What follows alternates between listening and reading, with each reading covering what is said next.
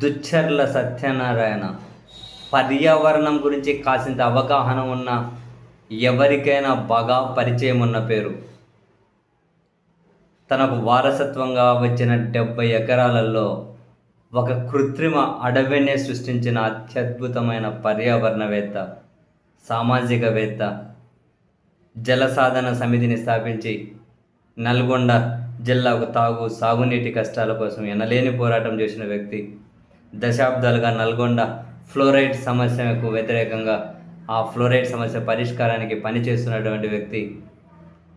Banking రంగంలో ఉన్నత స్థానాల్లో పనిచేసి దాన్ని వదిలిపెట్టుకొని పర్యావరణం మీద దృష్టితో, పర్యావరణం మీద ప్రేమతో తనకు వారసత్వంగా వచ్చిన 70 ఎకరాలలో ఒక కృత్రిమ అడవిని సృష్టించారు. ఉమ్మడి నల్గొండ జిల్లా, ప్రస్తుతం సూర్యాపేట జిల్లా, మోతే మండలం, రాఘవాపురం. ఎందుకు మొన్న 2025లో కూడా గవర్నర్ ప్రతిభా పురస్కారానికి ఎంపికయ్యారు. జాతీయ, అంతర్జాతీయ స్థాయిలో ఎన్నో అవార్డులు వచ్చాయి. ఆయన 70 ఎకరాల్లో దాదాపు 13 చెరువులు కూడా తవ్వించారు. కొన్ని పదుల సంఖ్యలో వివిధ రకాల పక్షులు, ఎన్నో రకాల జీవులు ఆయన సృష్టించిన ఆ అడవిలో ఉన్నాయి 70 ఎకరాలలో. చాలా అద్భుతమైనటువంటి వ్యక్తి.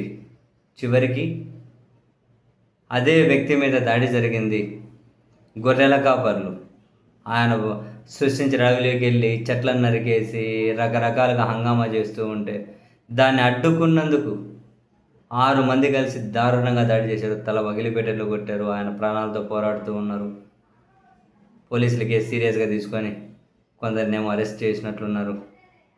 ఒక్కసారిగా అసలు నాకు దుచ్చర్ల సత్యనారాయణ గారి మీద దాడి అనగానే ఏదో ఒక తెలియని ఫీలింగ్ అనిపించి, ఈ జనమే ఇంత మంచి చేసినా కూడా తట్టుకోలేరు, వోస్ట్. అసలు మంచి అనేదే పెద్ద బూత్ అయిపోతుంది. మంచి అనేది నిజంగా చేతగానే తెరవదు. ఎవరైనా 70 ఎకరాలు వారసత్వంగా వస్తే ఏం చేస్తారు? దర్జాగా ఫ్లాట్లు వేసుకుంటారు, ఇంకేమైనా అమ్ముకుంటారు, రియల్ ఎస్టేట్ వ్యాపారాలు చేస్తారు, బ్రహ్మాండంగా తిరుగుతారు. అది బ్యాంకింగ్లో ఉన్నతోద్యోగం చేస్తూ ఉండే. అవన్నీ వద్దని బయటకు వచ్చి జిల్లా నీటి సమస్యల కోసం ఫైట్ చేసి జల సాధన సమితి అనేది ఒకటి స్థాపించి నల్గొండ ఫ్లోరైడ్ సమస్య ప్రజల్ని ఇబ్బంది పెడుతుంది అని దాన్ని సార్ట్అవుట్ చేసేకి పాపం ఎంత ప్రయత్నం చేశారు. ఒక కృత్రిమ ఎన్ని 13 చెరువులు తవ్వించారండి. అందులో ఒక 5 ఎకరాలు పంట కూడా పెడుతూ చాలా ఏమంటారు, ఎటు కెమికల్స్ వెళ్ళకుండా మంచిగా వ్యవసాయం కూడా 5 ఎకరాలు ఏమో చేసి మంచి పంటలు పండిస్తూ అక్కడ ఎన్ని రకాల జంతువులు దేశ విదేశాల నుంచి కూడా వచ్చి కొన్ని పరిశోధనలు చేసిపోతూ ఉంటారు. అటువంటి వ్యక్తి మీద దాడి అంటారా? దీని మీద ఒక ఫాస్ట్ ట్రాక్ కోర్టు ఏర్పాటు చేసి ఈ దాడి చేసిన వాళ్ళను కఠినంగా శిక్షించాలని చెప్పి డిమాండ్ చేయాలి అందరూ. ఆయన సృష్టించిన అడవి వెళ్ళి వీళ్ళ మేత కోసం అని చెప్పి కొట్టేయడమేంది, అడ్డుకుంటే దాడి చేయడమేంది. ఆ దాడి చేసిన వాళ్ళు 2 ఆడమ్మగారులు కూడా ఉన్నారట.